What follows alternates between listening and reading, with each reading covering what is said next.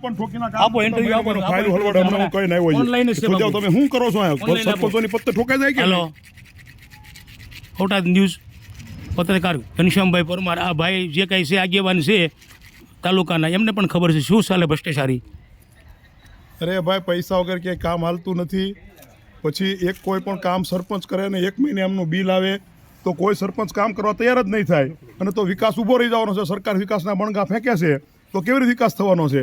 એક મહિને તમને કોઈ સરપંચોને બિલ મળે તો બિચારા કોણ ઘરના પૈસા નાખીને મહિનો ખંભાના છે?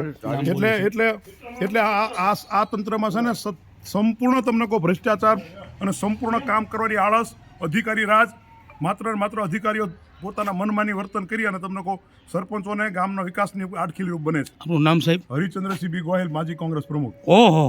અને બીજી વાત એવી કરું છું સાહેબ કે બે જે તાલુકા પ્રમુખના હોદ્દા છે એ મહિલાઓના છે. મહિલાઓ ઓફિસમાં આવતા નથી અને જે જેન્ટ્સ છે ને ભગવાન એ જ બધો વહીવટ કરે છે. આઈ એમ સમથિંગ વર્તે છે અને મોટામાં મોટો ભ્રષ્ટાચાર બાંધકામ શાખામાં થાય છે. બરાબર છે. બોટાદ ન્યૂઝ મીડિયા ઘનશ્યામ પરમાર પત્રકાર.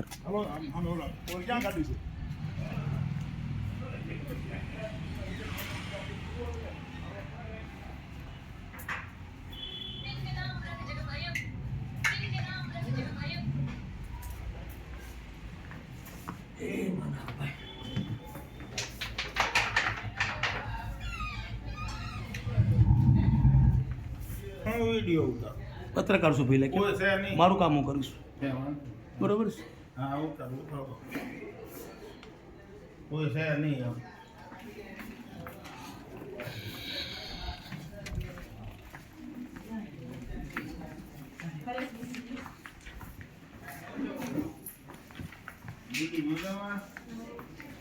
એ ટીડીઓ પોતાની ખુરશી છોડી અને હંમેશા ટીડીઓ સાહેબની ઓફિસમાં જ હોય છે.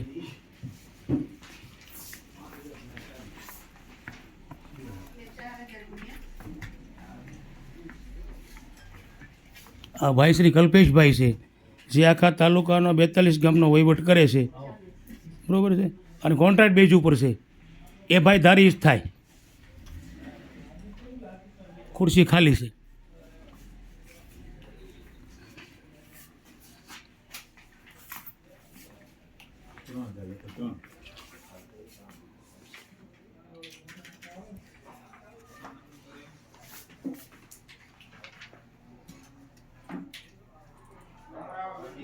બેતાલીસ ગામના વહીવટના માહિર છે.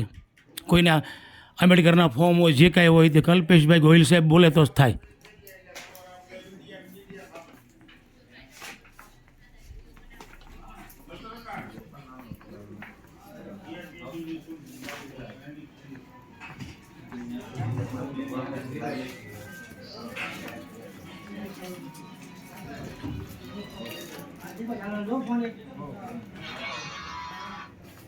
હેલો. ના નથી આવે ઉમરા છું. ઓછું દાદા. કાંઈ નહીં બેન, મને શોખ છે એટલે.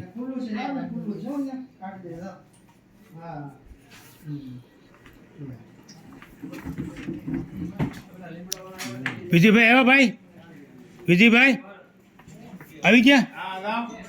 કેટલા વાર આમાં મને ખબર છે બધી.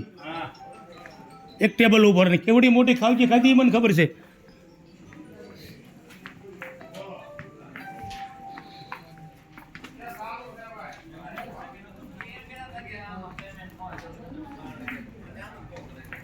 બોલો વિજયભાઈ.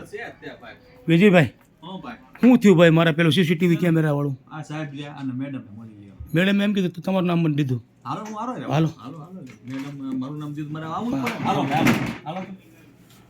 બરોબર. એમાં કંઈ 5 લાખ 10 લાખનો કેમેરો કંઈ આવતો નથી ભાઈ. હું પત્રકાર પોલીસ વાળાને બોલાવી લ્યો. તમે પોલીસ વાળાને બોલો આમ મારી પાસે પડાવો વેપાર નહીં. ફોન શું લાવે મેલું? શું કામ બોલું? અહીં બધું શું થાય બધી મને ખબર છે સાહેબ. હા હા